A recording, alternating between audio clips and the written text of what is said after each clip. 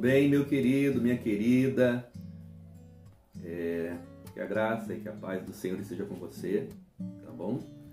Nós estávamos estudando a Epístola de Paulo aos Filipenses e fizemos algumas meditações. Eu espero que você tenha sido abençoado, eu espero que Deus tenha falado com você e, mais do que isso, que aquilo que você aprendeu da palavra de Deus, da parte de Deus, você promova, você difunda, você compartilhe com outras pessoas. Eu gostaria agora de meditar com você em alguns trechos da Epístola de Paulo aos Efésios. O contexto é o mesmo. Em que sentido? Paulo também está preso. Esta é mais uma das cartas de prisão de Paulo. A cidade de Éfeso era uma cidade enorme.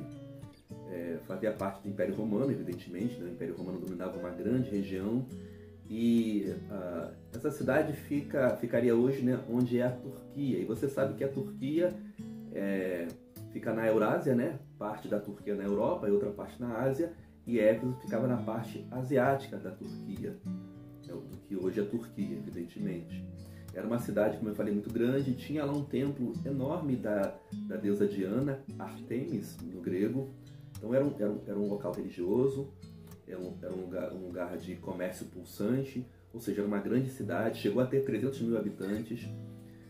Paulo vai a esta cidade e provavelmente funda essa igreja no contexto da segunda viagem missionária. Lá ele deixa Priscila e Áquila. Lá também Timóteo vai pastorear num outro momento. Timóteo que é discípulo direto de Paulo, muito ligado a Paulo. Essa igreja também tem uma relação com o apóstolo João, né? Nas 7 cartas ali no Apocalipse, esta é uma das igrejas que recebe uma carta. E é curioso que lá a carta fala de amor, fala de uma dificuldade que a igreja enfrentou nesse sentido. Mas curiosamente, Paulo não está tratando de nenhuma controvérsia. O que é controvérsia? De nenhuma dificuldade. Geralmente quando ele escrevia para uma igreja, escrevia para alguém, é para tratar de alguma dificuldade. E nesse caso, não me parece isso, né? Ele fala de uma forma mais generalizada, e o que ele está tratando, me parece que a ideia de uma igreja, fortalecendo a igreja como comunidade, uma igreja que mostra Cristo através da sua vivência, né? Da sua realidade, da sua unidade, da sua postura como igreja. Então ele vai falar muito de igreja, de comunidade, de fé, de unidade, vai falar de diversidade dentro da unidade, e depois ele vai dar no finalzinho da carta questões práticas, né? Como nós deveríamos nos portar na família, em relação ao trabalho, em relação aos filhos, em relação ao marido e mulher na família, enfim. Então você tem metade da carta mais teórica, entre aspas, e a outra metade mais prática, nos ensinando a lidar com a vida e, nesse sentido, mostrando Cristo. Ok, mas o que me chama a atenção nesta carta, e assim, o capítulo 1, do 3 ao 14, é muito interessante.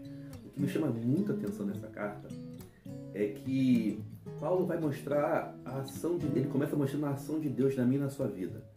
Toda a ação de Deus. Deus Pai, Deus Filho, Deus Espírito Santo.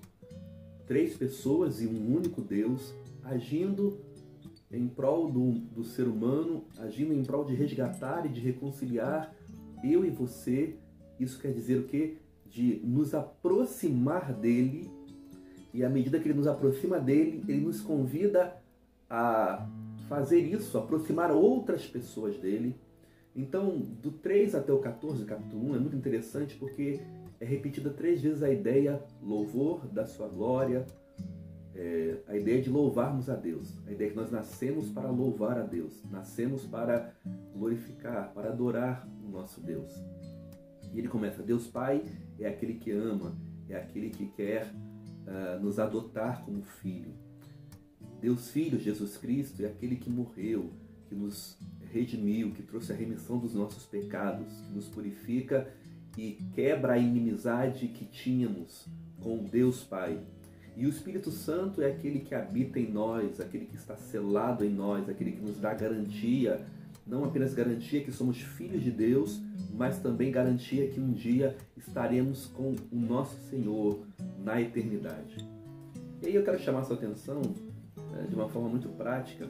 Perceba que houve uma comunidade, né? Me refiro a Deus, agindo para aproximar você dele. Por quê? Ele vai falar no contexto da carta, né? Vocês são salvos pela graça, isso não vem por obras, porque nós não conseguiríamos nos aproximar dele. Dependemos de Deus para nos aproximar de Deus. É curioso isso, né?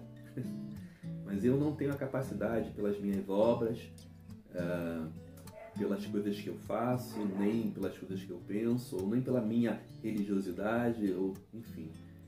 Aquilo que eu consigo fazer é ter fé, é abrir meu coração e dizer: Senhor, eu quero receber essa salvação, eu quero receber esse Deus. Mas nós não conseguimos fazer isso sem a ação do próprio Deus. Mas de forma prática, poxa, pastor Paulo, o que eu faço com isso? Primeira coisa, Deus ele trabalha, sempre trabalhou e trabalhará para abençoar as nossas vidas, para cuidar de cada um de nós, para que nos aproximemos dele. Segunda coisa, ele nos deu essa missão de, agora que estamos próximos dele, aproximarmos outras pessoas. E é seu papel, é meu papel falar desse amor, né? Compartilhar esse amor. Que Deus te abençoe, que Deus abençoe esses nossos estudos na Epístola de Efésios e que cresçamos por meio da Palavra de Deus, tá bom? Boa noite, um beijo no coração, espero que você goste dessa nova série de lições que nós vamos compartilhar de forma mais devocional, evidentemente, e mais objetiva, mas sempre para o louvor da glória de Deus. Boa noite. Porque pela graça sois salvos, mediante a fé, e isso não vem de vós, é dom de Deus, não de obras, para que ninguém se glorie. Efésios 2, 8 e 9.